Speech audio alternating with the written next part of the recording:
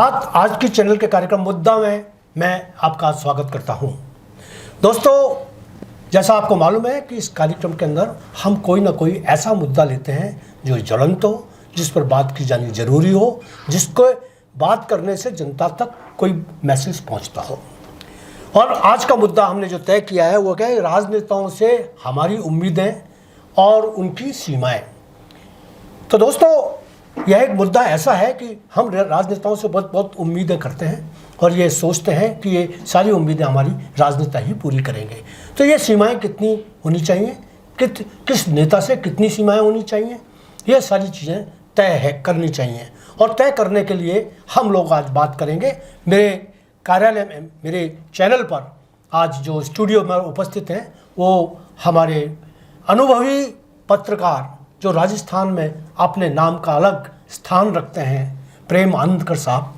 प्रेम आनंदकर जी लगभग सभी अखबारों के अंदर मुख्य पदों पर काम कर चुके हैं और इन दिनों अपने शानदार ब्लॉगों के जरिए लोगों तक पहुंच रहे हैं, अपनी पहुंच बना रहे हैं। मैं आपका प्रेम आनंदकर जी स्वागत करता हूं कि आप आए और इसी तरीके से मुद्दों पर बात करने के लिए हम आपसे मिलते रहेंगे।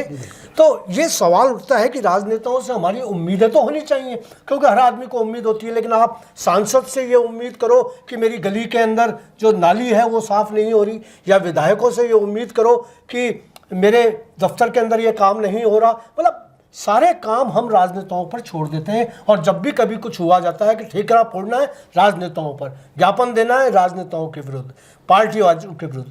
आप क्या सोचते हैं इस विषय में? सुरेंद्र जी, आपने मुद्दा बहुत अच्छा रखा है और मैं खुद भी चाहता था कि आप इस पे चर्चा करें, इसके लिए आपका धन्यवाद। पहली बात तो मैं एक आपको क्लियर करूं कि जनता जब जनप्रतिनिधियों को चुनती है, जनता के वोट से जनप्रतिनिधि चुने जाते हैं, तो जनप्रतिनिधियों का दायित्व और नैतिक दायित्व तो बनता ही है कि वो जन समस्या को समाधान करें। बिल्कुल। अब जनता की अपेक्षाएं कितनी होती है, अब आप ये देखिए कि नाली टूट गई है तो विधायक एमपी को कोसते हैं जी, सड़क टूट गई है तो विधायक एमपी को कोसते हैं, या पानी समय पे नहीं आ रहा है तो उसके लिए विधायक एमपी को कोसता है। पानी, बिजली, चिकित्सा, सड़क, जो भी मुद्दे हैं हम उससे जुड़े हुए। विधायकों की अपनी एक सीमाएं हैं, सांसदों की अपनी सीमाएं हैं। अब मैं आपको बताऊं तो देखो, हमारी लोकतांत्रिक व्यवस्था में क्या होता है सुरेंद्र जी कि जो सरकारें होती है वो उसमें सारी प्रशासनिक शक्तियां अधिकारियों के पास होती हैं जी। अब विधायकों के पास विधानसभा में चर्चाएं करना, अधिकारियों से सवाल जवाब कर लेना और उन पे सरकार द्वारा कार्यवाही करना एक अलग विषय है। लेकिन विधायक को या सांसद को कोई ये अधिकार नहीं है कि वो किसी अधिकारी को या कलेक्टर को या डीएम को या एसपी को या नगर निगम के आयुक्त को वो सस्पेंड कर दे या हटा दे या रिलीव कर दे। ये सारी शक्तियाँ प्रशासन ना, जो जनप्रतिनिधि होते हैं उनके हाथ में कोई सरकारी आदेश उनके दस्तखतों से नहीं निकलता। इवन सारे आदेश सरकारी अधिकारी, मुख्यमंत्री को भी कोई आदेश निकलवाना तो उसका आदेश मुख्य सचिव निकालते हैं। तो ये सबसे बड़ी हमारे लोकतांत्रिक व्यवस्था की है कि अब विधायक जैसे भी इन दिनों पानी का मुद्दा छाया हुआ है तो हम मतलब जनप्रतिनिधियों को कोसने लग जाते हैं। अब हमारे जनप्रतिनिधि चाहे उत्तर के हो चाहे दक्षिण के हो, मैं इसको पूरे शहर को बांटता नहीं, पूरी शहर एक नज़र से देखता हूँ, लेकिन बात यह है कि जनप्रतिनिधि अपनी पूरी कोशिश कर रहे हैं पानी की समस्या के समाधान के लिए, बिजली के समस्या के समाधान के लिए। अजमेर एविनियल से लोग काफ़ी दुखी हैं तो इन समस्या का समाधान कर रहे हैं। देवनानी जी जब अजमेर आते हैं, राजस्थान विधानसभा के अध्यक्ष और अजमेर उत्तर के विधायक हैं, जब अजमेर आते हैं तब वो सर्किट हाउस में मीटिंग लेते हैं, अधिकारियों की खिंचाई भी करते हैं और हम भी लिखते हैं कि देवनानी जी ने अधिकारियों को लताड़ा, खिंचाई की और डांटा और फटकारा लिखते हैं। लेकिन सवाल ये है कि इस ब्यूरोक्रेसी पे कितना उसका असर होता है। जब तक, मेरा ये मानना है कि जब तक हमारे जनप्रतिनिधियों को थोड़ा सा कुछ शक्तियों के साथ पावरफुल नहीं बनाया जाएगा तब तक ये अधिकारी इधर से सुनेंगे, इस कान से निकाल देंगे। तो सबसे बड़ी बात यह कि हम बात में जनप्रतिनिधियों को, मेरा सवाल है आपके माध्यम से जनता से कि बात में हम जनप्रतिनिधियों को क्यों कोसते हैं। अच्छा, दूसरी बात, चलिए मैं ये मानता हूँ कि जनता ने जनप्रतिनिधियों को चुना, उनके वोट से चुने गए, उनसे मांग करना, उनको कोसना, उनको उनके घर पे बाहर प्रदर्शन करना उनका नैतिक, उनका कर्तव्य, लोकतांत्रिक अधिकार है। आप ये सब कुछ भाई अधिकारियों के लिए भी तो करिए। आप अधिकारियों के लिए आवाज़ नहीं निकलती है। अजमेर ऐसा शांत शहर है, अगर 6 दिन तक पानी नहीं आता है तो जनता सड़कों पर नहीं आती है, कोई आंदोलन नहीं होता। आप कभी किसी गर्मी के दिनों में 4-4, 5-5 घंटे बिजली गायब हो जाती है तो जनता सड़क पर नहीं उतरती है। सुरेंद्र जी, मैं अपने कार्यकाल के दौरान 1 साल कोटा रहा जी। थोड़ा कोटा की बात हो, कोटा में लोग ये कहते थे कि सब चंबल का पानी जोर मारता है और अजमेर का पानी बहुत शांत है, बीसलपुर का पानी तो उसके में पानी में तासीर नहीं है। कोटा में ये है कि जैसे मान लो ये बताया कि सब शाम को 5 बजे तक बिजली नहीं आएगी या 3 घंटे का शटडाउन है, और या कभी एक दिन का शटडाउन 24 घंटे का पानी का शटडाउन लिया और शाम को 6 बजे तक नल नहीं आएंगे। जनता, वहाँ की उस एरिया की जनता 6:30 बजे तक या 5:30 बजे तक इंतजार करेगी, 7 बजे सड़क पे निकल के खुद ही सरकारी दफ्तर में पहुंच जाती है और जो भी संबंधित अधिकारी है उसका घेराव कर लेती है और बैठ जाती है कि जब तक आप ये चालू नहीं करोगे, और उससे पूछती है कि आपने 6 बजे तक का वादा किया था तो 6:30 क्यों बज गई जी। लेकिन इसके पीछे एक कारण है कि अजमेर के लोग क्यों नहीं बोलते हैं और कोटा के पानी में तासीर क्यों है इसका। उसका एक सबसे बड़ा कारण बताऊं कि कोटा में सर्विस क्लास लोगों की संख्या कम है, बिजनेस क्लास लोगों की संख्या ज़्यादा है। दूसरा क्या है, कोटा औद्योगिक नगरी भी है, उद्योग फैक्ट्रियाँ ज़्यादा है तो वहाँ मजदूर लोग पोस्ट वर्क में। अजमेर में क्या है, तो वहाँ के लोग क्या खुल के बोल लेते हैं, मुखालफत कर लेते हैं। अच्छा, वहाँ के जनप्रतिनिधि भी थोड़े से दबंग हैं। मैं बीजेपी कांग्रेस के कुछ जनप्रतिनिधियों के नाम गिना देता हूँ कि बीजेपी से मदन दिलावर हैं, कांग्रेस से शांति धारीवाल है, प्रमोद जैन भाया है, और आपके ओम बिरला जी हैं, भवानी सिंह राजावत जी, कुछ ऐसे बहुत सारे दबंग नेता हैं। तो वहाँ उन दबंग नेताओं से अधिकारी चमकते हैं क्योंकि उनकी कुछ छवि ऐसी है, लेकिन वहाँ जनता पूरी तरह से जनप्रतिनिधियों के साथ खड़ी हुई।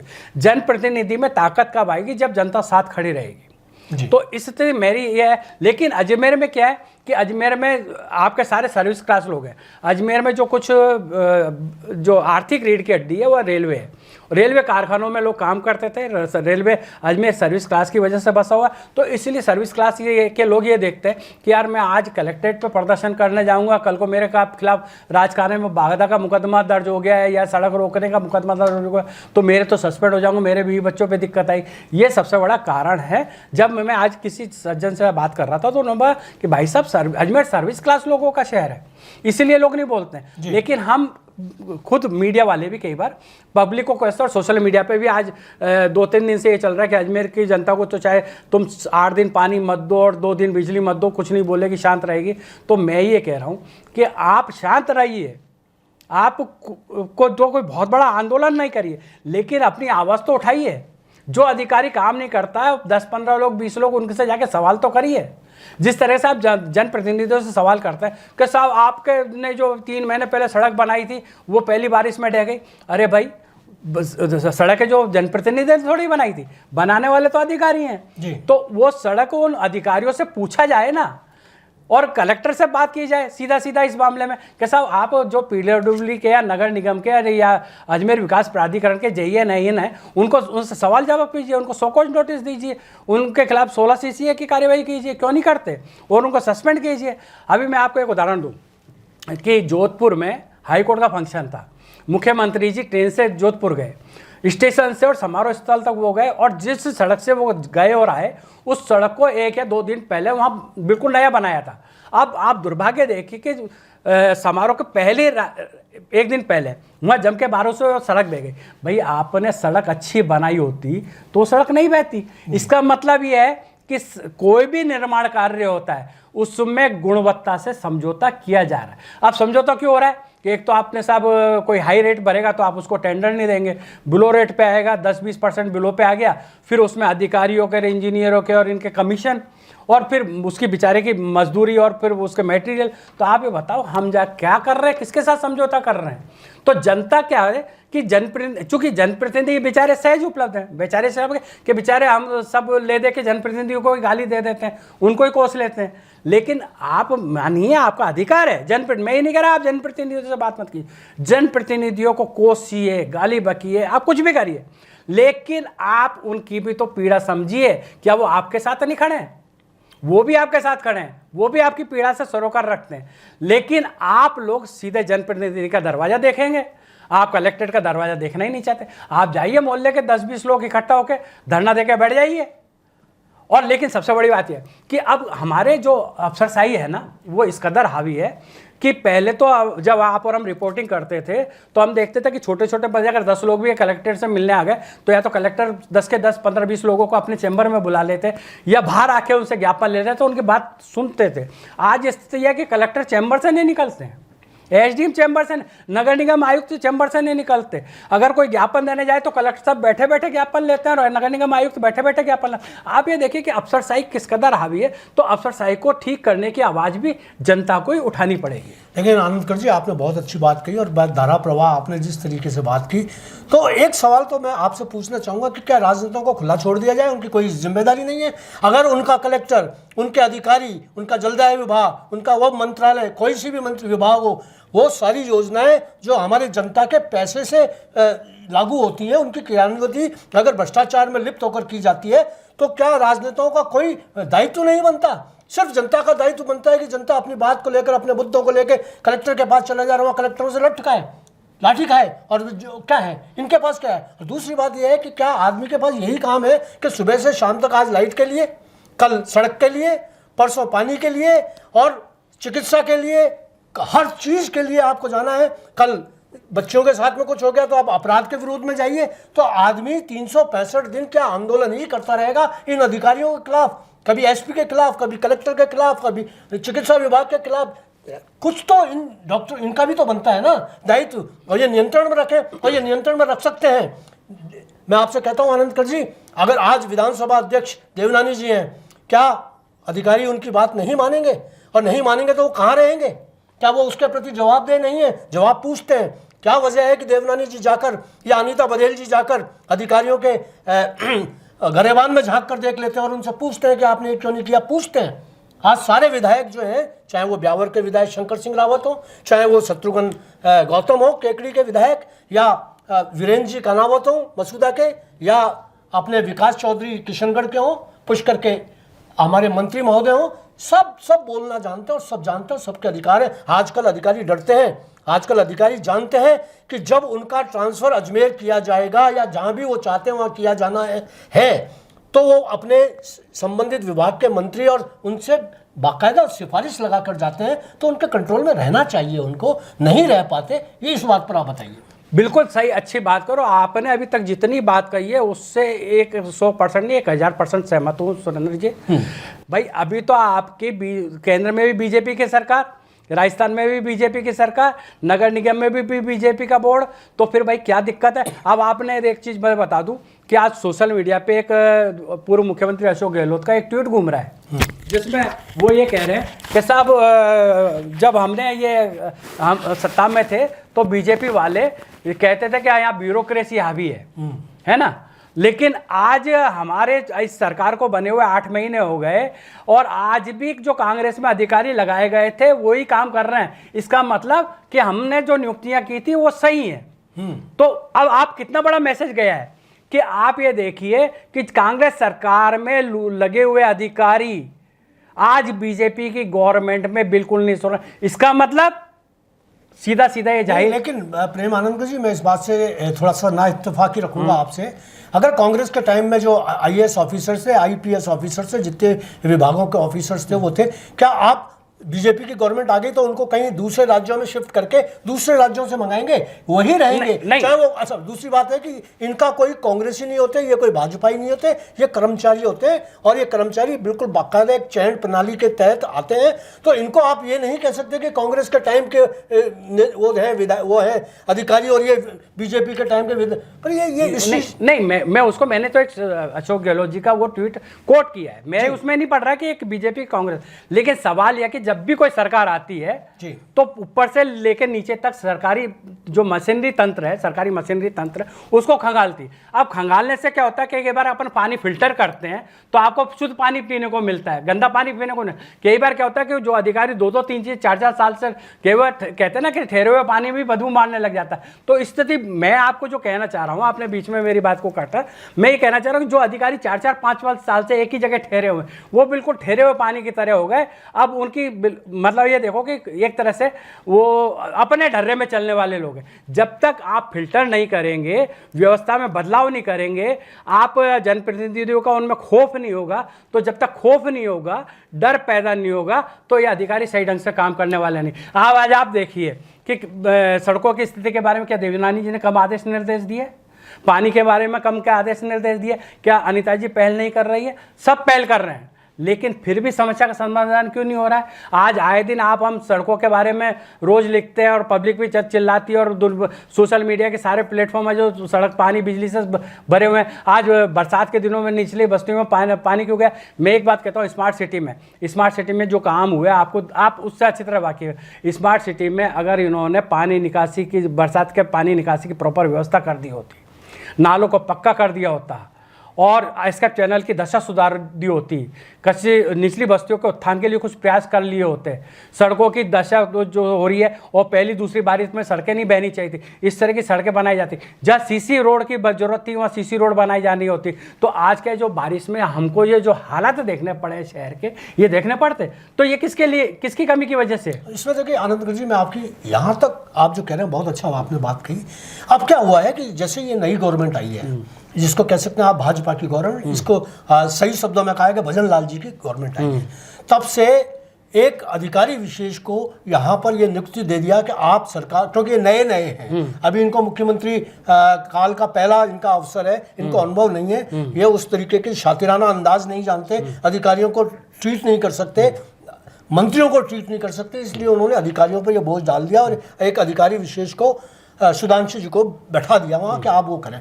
अब परेशानी ये हो गई है कि राजनेताओं की तो चल नहीं रही उनके सामने, अधिकारियों की बिल्कुल सही कह रहे हैं ना। दूसरी बात है कि अधिकारियों के ऊपर वर्कलोड इतना हो गया है, अब सारा का सारा जो बटा हुआ था ना काम, अब ये सूबेदार हो गए तो ये अपनी वो इतना वो हो गया कि इनके पास इतना काम है कि ये काम कर ही नहीं सकते, इनकी फाइलें नहीं निपटा सकते ये। तो ये जो हो रहा है उससे क्या है कि सरकार दोनों तरफ से हिली हुई है, दोनों तरफ से अच्छा मैसेज नहीं जा रहा जनता के अंदर। जो अधिकारी हैं वो उनकी सुन नहीं रहे, योजनाओं को क्रियान्वित करने के अंदर उनकी जो लगन है वो होनी चाहिए, वो रफ्तार होनी चाहिए, वो आ नहीं पा रही। और एकदम से जैसे होता है ना यातायात बढ़ जाता है तो ऐसा जाम लगने की स्थिति आ गई, तो अब फाइलों में भी जाम लग रहा है और अधिकारी बिल्कुल मतलब ऐसा गटाचौप है। कोई अधिकारी ऐसा नहीं है जो शांति के साथ में सो रहा हो, सो भी नहीं रहे और काम कुछ हो नहीं रहा। बस मैं वही तो कह रहा हूँ आपको कि काम कुछ नहीं हो रहा है। हम अधिकारियों मैं कोई जनप्रतिनिधियों की तरफदारी नहीं कर रहा हूँ। नई सरकार आई है बट नेचुरल है, आपको पता है कि जनता की अपेक्षाएं ज्यादा हैं जनप्रतिनिधियों से। और जब अजमेर जिले में जनप्रतिनिधित्व की ताकत के रूप में उभरा है कि यहाँ से केंद्रीय राज्य मंत्री, एक कैबिनेट मंत्री, एक विधानसभा अध्यक्ष, 2 राज्य स्तर के मंत्री जो बोर्ड और निगम के खादी वो उसके देवनारायण विकास बोर्ड के और प्रोन्नति प्राधिकरण के अध्यक्ष हैं, तो जनता की अपेक्षाएं बढ़ना स्वाभाविक है। और दूसरा है ना, देखिए तो बहुत सारी चीजें हैं। सबसे बड़ी बात तो यह है कि ट्रिपल इंजन की सरकार है ऊपर से लेके नीचे। और फिर जो नाले नदी ये वो, मैं सच कहता हूँ आपसे कि अगर सिर्फ नगर निगम अपनी नैतिक जिम्मेदारी से बंध जाए और काम करना शुरू हो जाए और लिफाफा प्रबंधन बंद होकर और पूरी तरीके से काम होना लग जाए तो ऐसा कोई वो नहीं है। लेकिन मैं ये देख रहा हूँ कि जो अधिकारी जहाँ जिस जगह बैठा हुआ है वो मलाई खाने के मूड में है। बिल्कुल 100%। सुरेंद्र जी ये बात बहुत सही है। मैंने अभी आपको कहा ना कि नगर निगम एडीए के अंदर कई कर्मचारी 10-10 साल से एक ही सीट पे जमे हुए हैं। कई अधिकारी जो दूसरे रेवेन्यू ऑफिसर वगैरह जो दूसरे अधिकारी हैं वो 4-4, 5-5 साल से जमे हुए हैं। और जो मेयर हैं या जो भी वहाँ के जो जिम्मेदार अधिकारी हैं वो चाहते ही नहीं कि वो हटें, और सबसे जानते हैं कि वो लिफाफे तो वही देंगे। आप सबसे बड़ी बात, अब आप बात में मेयर साहब को कोसेंगे। अब वहाँ अधिक स्थिति ये है कि वह, मैं आपको क्या बयां करूं नगर निगम का हाल, कि वहाँ अधिकारी मेयर साहब तक कि सुनने को तैयार नहीं होते, जबकि नगर निगम की मुखिया मेयर है। स्थिति ये है। तो मैं ये कह रहा हूं कि जो 5-10 साल से नगर निगम अजमेर विकास प्राधिकरण में या अजमेर के ऑफिसों में जो टिके हुए हैं उनको आप रवाना करिए, पानी को फिल्टर करिए। मेरा जो कहने का तात्पर्य है ना, पानी को फिल्टर करिए। नए बंदे आएंगे, जोश से काम करेंगे, और कर्मचारियों को भी जो 10-10 साल से एक सीट पे जमे हुए हैं उनकी सीट बदलिए। अब वो स्थिति ये हो गई है कि अब उनको तो ये हो गया कि साहब हमें तो कोई हटा नहीं सकता, हमारा तो कोई बाल विभाग का नहीं कर सकता। सकता, हमारे तो कुछ भी नहीं हो सकता, हमारे तो मुख्य सचिव जी अल्लाह वो मेहरबान है, हमारा क्या बिगड़ेगा। आईएएस और आरएएस में तो ये भावना भरी पड़ी है, इसलिए आईएएस और आरएएस अधिकारी बिल्कुल नहीं गांठ रहे, बिल्कुल नहीं। मैं आपको हकीकत करो सुरेंद्र जी, तो मेरा ये कि आप जैसे आपको एक उदाहरण बताऊं कि विधानसभा अध्यक्ष में जब पानी का जिक्र चल रहा था, पानी की समस्या का, अनीता बघेल जी का प्रश्न था, जलदाय मंत्री जी कन्हैयालाल जी चौधरी जवाब दे रहे थे, तो आसन से देवनानी जी को ये कहना पड़ा था कि 5-5, 6-6 दिन में पानी आ रहा है। तो अब आप ये देखियो कि अधिकारी किस तरीके से पब्लिक के साथ धोखा कर रहे हैं, गलत बयानी करके विधानसभा। अब उनको ये पता नहीं कि विधानसभा राजस्थान की सबसे बड़ी पंचायत है, वहां हम झूठा जवाब भेज रहे हैं, उस अधिकारी के खिलाफ आज तक कार्यवाही नहीं हुई, नहीं होगी वो नहीं। और नगर निगम के अंदर है और विकास प्राधिकरण के इतना अंदर है, अधिकारी इतने घपले कर रहे हैं, सब सरकार तक शिकायतें पहुंच रही है, लेकिन बता दो आज तक कोई कार्यवाही हुई है? हाँ, किसी अधिकारी मेयर से बदतमीजी करने वाले अधिकारियों के खिलाफ आज तक कोई कार्यवाही नहीं हुई। जी जी बिल्कुल सही। तो मैं आपको वही तो कह रहा हूं कि मेरा ये कहना है कि आपको अपना प्रशासन तंत्र मजबूत करना, सुदृढ़ करना है, तो आप अधिकारियों की जवाबदेही तो तय करनी पड़ेगी। आज अधिकारियों की जवाबदेही नहीं है, सबसे बड़े जनप्रतिनिधियों का दल नहीं है। अब देवनानी जी आते हैं, करते हैं, मीटिंग ले रहे हैं, एक बार बताओ देवनानी जी की बातों का कितना उन्होंने अमल किया? और नहीं, वो फिर भी मैं कह रहा हूं कि देखिए देवनानी जी की बातों का फिर भी अमल हो रहा है। हाँ। बाकी राजनेताओं की तो स्थितियां ये हैं कि उनके कहने पर न तो कोई अधिकारी काम करता है। अब माने जितना अब तक देवनानी जी ने प्रयास किए ना, उसमें तो अब तक जनता को बहुत कुछ राहत मिल जानी चाहिए थी, लेकिन अब बेचारे, अब मैं तो ये कहूँगा कि थोड़ा सा ये अधिकारियों को उसके पद, और ये नहीं है कि वो केवल संवैधानिक पद पे बैठे हुए हैं, भैया आप ये मान के चलिए कि आप वो संवैधानिक मर्यादा में अपनी बात कह रहे हैं क्या, लेकिन अगर आपने अपना रवैया नहीं सुधारा तो निश्चित रूप से देवनानी जी को भी कोई कड़े कदम तो उठाने पड़ेंगे और उस व्यवस्था में सुधार तो करना है। अगर देवनानी जी के साथ ये अधिकारी कदम ताल करने लग जाएं तो मैं आपको बता रहा हूं कि कुछ समय बाद शहर की शक्ल और सूरत बदल जाएगी। अभी उन्होंने आज बजट के अंदर कितनी विकास की घोषणा कराई है, उन्होंने झड़ी लगा दी विकास की जी, और वो बिल्कुल टाइम बाउंड प्रोग्राम लेके चल रहे हैं। वो देखिए कोई भी योजना, अब आपको इतना बड़ा पानी का स्टोरेज बनाना है, अब स्टोरेज एक दिन में नहीं बनेगा, उसके लिए बजट आ रहा है और फिर क्या है। और मैं एक चीज और कहता हूँ आनंदकर जी, मैं ये समझ रहा हूँ कि जिस तरीके से अशोक गहलोत ने जाते जाते और ऐसी बौछार लगाई थी घोषणाओं की, मैं ये कर दूंगा, मैं वो कर दूंगा, पैसा उनके पास बिल्कुल भी नहीं था। बिल्कुल कंगाल गवर्नमेंट को, कंगाल खजाने को छोड़कर वो भजन लाल जी के सामने छोड़ गए। अब मुझे अफसोस इस बात का है कि भजन लाल जी भी उसी डर्रे पर चढ़ते हुए घोषणाओं पर घोषणाएं तो किए जा रहे हैं, लेकिन ये नहीं मालूम, मुझे हो सकता है उनके पास व्यवस्था हो, आवक, मुझे नहीं लग रहा कि कोई आने की व्यवस्था हो या उनके खजाने भरे हुए हो जिससे वो बांट रहे हो। आप घोषणाएं तो कर रहे हैं, लेकिन घोषणाओं के लिए पैसा कहाँ पहुंच रहे हैं? आज 40 करोड़ रुपए आपने बस स्टैंड के लिए दे दिए, अब वो बस स्टैंड के लिए स्वीकृत कर दिए, आएंगे कब? महीने में, 2 महीने में, 4 महीने में, 6 महीने में, काम कब शुरू होगा, इसका क्या होगा? कहीं कोई रूप वो नहीं है। मैं आपको यही तो कह रहा हूँ, जैसे बात घोषणाओं की, तो अशोक गहलोत जी ने तो चुनावी घोषणाएं की। हाँ, चुनावी था। अभी भजन लाल जी ने जो घोषणाएं की है तो उनके पास अभी काम करने का समय है, और माननीय देवनानी जी ये कह चुके कि जितनी उन्होंने कल अपने से बातचीत में, यही बातचीत में कहा था कि उन्होंने जितनी घोषणाएं की है इसी कार्यकाल के अंदर पूरी होंगी, उनकी प्रतिबद्धता है। बिल्कुल। और मैं कहता हूं कि जिस हिसाब से आज जिस स्थिति में देवनानी जी हैं, उस स्थिति में आप और हमसे ज्यादा एनर्जी के रूप में वो दौड़ रहे हैं और काम कर रहे हैं। बिल्कुल। तो वो घोषणाएं तो पूरी हो जाएगी, लेकिन अब आपने कहा कि ये सब बस स्टैंड के लिए 40 करोड़ रुपए का प्रावधान कर दिया, शहर में वर्षा जनित पानी की निकासी के लिए 44 करोड़ का प्रावधान कर दिया, तो भाई आपने सैंक्शन वगैरह, लेकिन अधिकारियों को अब तक तो इनका पूरा खाका बना के सरकार को भेज देना चाहिए, भेज देना चाहिए। तो मैं मेरी जो अधिकारियों से का जो आज मैं अधिकारियों जो बात कह रहा हूँ ना, कि गलती किसकी है?